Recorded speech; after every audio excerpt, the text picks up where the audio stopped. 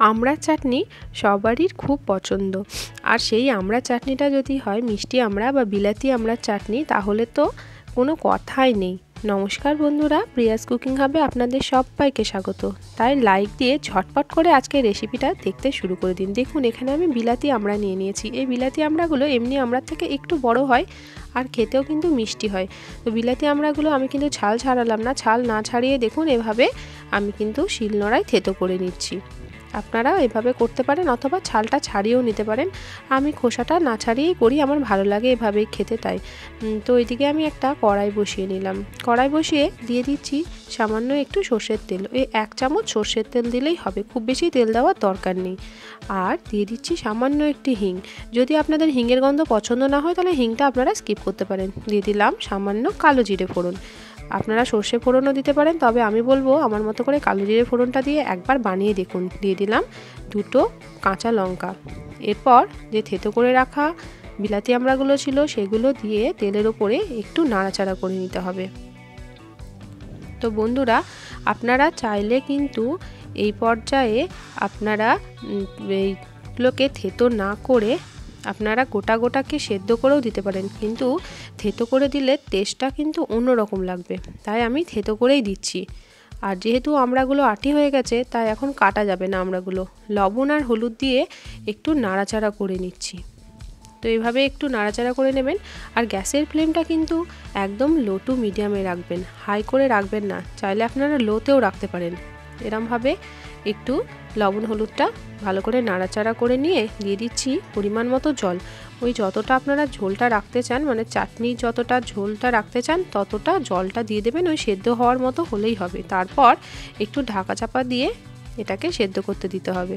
এরপর একটা মশলা বানাচ্ছি। দেখুন, এখানে 1 চামচ, ছোটো চামচের 1 চামচ নিয়ে নিলাম কালো সর্ষে আর 2টো লঙ্কা। ঝালটা আপনারা যে যেমন খেতে পছন্দ করেন সেরকমই দেবেন। সামান্য একটু লবণ দিয়ে এটাকে বেটে নেব। এটাকে দেখুন আমার বাটা হয়ে গেছে। আর ওইদিকে কিন্তু আমড়াটা ভালো মতো সেদ্ধ হয়ে গেছে। এভাবে খুন্তি দিয়ে ভালো করে আমি দেখে নিলাম সেদ্ধ হয়েছে কিনা। আপনারা চাইলে হাতা বা খুন্তি দিয়ে ভালো করে এটাকে সেদ্ধ করে নিতে পারেন, মানে সেদ্ধ করে নেওয়ার পর এটাকে একটু গুলিয়ে দিতে পারেন। এরপর ওপর থেকে দিয়ে দিলাম বড় চামচের 4 চামচ চিনি।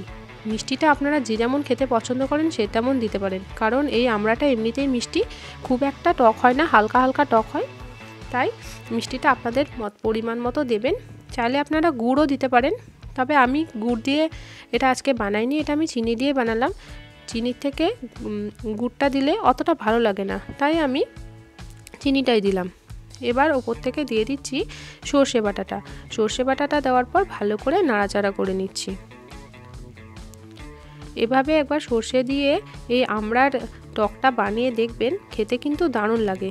এটা কিন্তু আমি বেশি করেই বানিয়ে রেখেছি, ফ্রিজের মধ্যে রেখে দেব, তাহলে আমার 2 দিন হয়ে যাবে। আর দেখুন, ওই সর্ষের বাটিটা ধোয়া জলও সামান্য একটু দিয়ে দিলাম।